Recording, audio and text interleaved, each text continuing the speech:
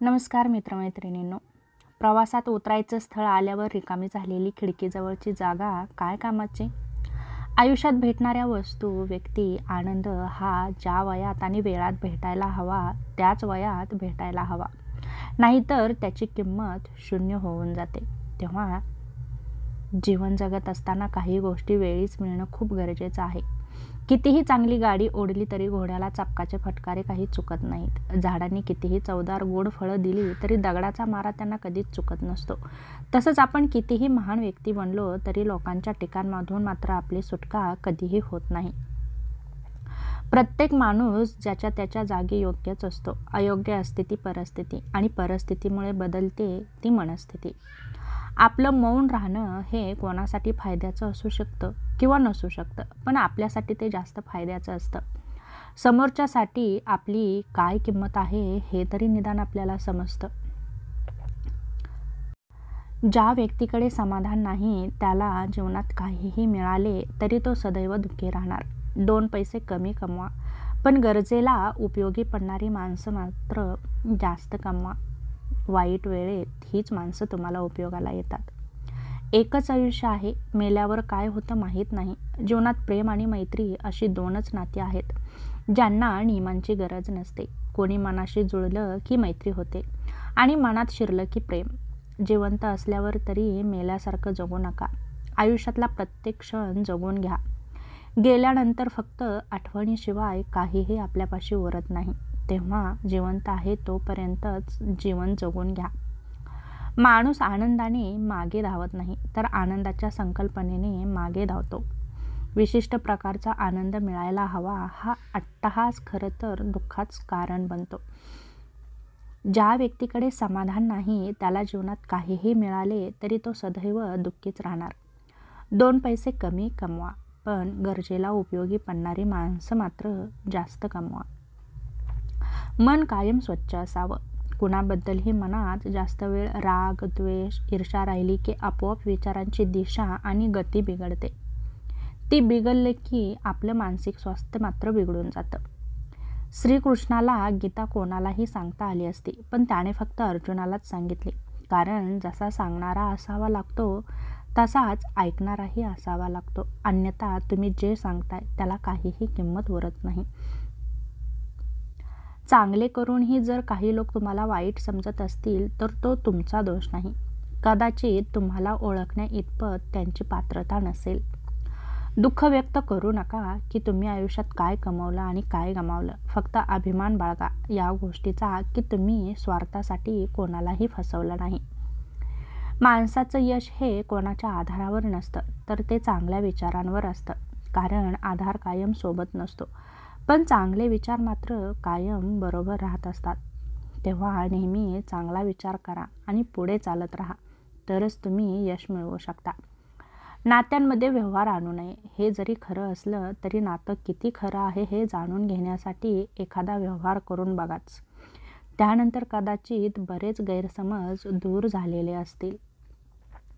जो मनुष्य चुकीच्या व्यक्तींशी वादविवाद टाळतो आणि योग्य व्यक्तीशी तडजोड करतो तोच आयुष्यात नेहमी आनंदी आणि समाधानी राहतो. आरोग्य ही सर्वात मोठी देणगी आहे. समाधानी असणं सर्वात मोठी संपत्ती आहे. सकारात्मक विचार ही सर्वात मोठी देणगी आहे आणि विश्वासार्हता हा सर्वोत्तम संबंध आहे. हिऱ्याची ओळख करायची असेल तर अंधाराची वाट बघा, कारण उन्हात तर काचेचे तुकडेही चमकत असतात. उगाच कोणाच्या तरी चुका शोधण्यापेक्षा कोणाचं तरी मनमोकळेपणानं कौतुक करून बघा. नक्कीच समोरच्याचं मानसिक बळ वाढेल आणि त्याच्या मनात आपल्याबद्दलचा मान वाढेल. म्हणूनच म्हटलं जातं की आपली माणसं मोठी करा. आपण आपोआपच मोठं होत असतो. त्यासाठी कौतुकही करायला हवं, टीका मात्र टाळायला हवी. जगात चांगल्या लोकांचा शोध आयुष्यभर चालूच राहतो. तो किमान तुमच्याजवळ येऊन थांबवावा यासाठी प्रामाणिक प्रयत्न करा. संघर्ष हे निसर्गाचं आमंत्रण आहे. जो स्वीकारतो तोच पुढे जातो. शांतता हे प्रत्येक प्रश्नाला दिलेलं सुंदर उत्तर असतं आणि संयम हे परिस्थितीला दिलेलं प्रत्युत्तर असतं. तेव्हा संयम नक्कीच ठेवा. तो मात्र नक्कीच तुम्हाला योग्य ते फळ देत असतो. आयुष्याचं सुख कशात आहे माहीत नाही, पण चेहऱ्यावरचा भाव मात्र नेहमी समाधानी असायला हवा, कारण तीच खरी श्रीमंती असते. तेव्हा चेहऱ्यावर नेहमी आनंदाचा भाव ठेवा. कधी कोणाच्या शोधात निघू नका, कारण लोक हरवत नाहीत, बदलून जातात. व्यक्तिमत्वाला आणि स्वभावाला न शोभणाऱ्या भूमिका नाईलाजास्तव साकारायला भाग पाडणारा अनियंत्रित चित्रपट म्हणजे आयुष्य. मनाचा गाभारा सुंदर विचारांनी भरलेला असला की शब्दातून संस्काराचा सुगंध दरवळतो. अनावधानाने चुका केलेला सज्जन मनुष्य बराच पश्चाताप करून घेतो आणि जाणून बुजून चूक केलेला दुर्जन मनुष्य मात्र पराक्रम केल्याचा आविर्भाव आणतो. समज कमी असेल तर गैरसमज व्हायला वेळ लागत नाही. थोडंफार सहन करायला शिकलं पाहिजे, कारण आपल्यातही बऱ्याच अशा कमतरता असतात की ज्यांना समोरची माणसं सहन करत असतात. कोणालाही आपलंसं करण्यासाठी कोणतीही जादू असावी लागत नाही. फक्त आपण जे बोलतो ते सत्य आणि प्रामाणिक असलं पाहिजे. एखाद्याजवळ कितीही चातुर्य, हुशारी, अनुभव असला तरी अनंत काळातला एखादाच मोहाचा क्षण हे सगळं गिळून टाकतो. नेहमी मन निर्मळ आणि स्वभाव प्रेमळ ठेवा, कारण फसवणारा कोणीही असला तरी वाचवणारा हा भगवंतच असतो आणि तो सगळं बघत असतो. तुमच्या कर्माचा लेखाजोखा ठेवणारा फक्त तोच आहे. तुमच्या मागे तुमच्याविषयी चांगलं बोलणाऱ्यांची संख्या वाढवा, तीच खरी संपत्ती आहे. आवडीची वस्तू नाही मिळाली तरी मिळालेल्या गोष्टीची आवड निर्माण झाली पाहिजे. भेटावं वाटलं तर माणूस 7 समुद्रापलीकडूनही भेटण्यास येतो, आणि भेटायचंच नसेल तर रस्त्याच्या पलीकडे उभ्या असलेल्या माणसाकडे सुद्धा तो दुर्लक्ष करतो. फक्त ते तुमच्या मनावर आणि नात्यावर अवलंबून असतं, जवळीक साधायची की दूर जायचं. स्वतःच्या परिस्थितीशी झगडत असतानाही इतरांच्या मदतीसाठी वेळ घालवणारे लोक हेच खरी शक्तिशाली असतात, आणि अशा लोकांना देव कधीही काहीच कमी पडू देत नाही. तेव्हा इतरांनाही मदतीचा हात द्या. कशातही टाकलं तरी तो खारटपणा सोडतात का, वापरायचं किती हे आपल्याला ठरवावं लागतं. आयुष्याची चव ही ज्याने त्याने सांभाळायची असते.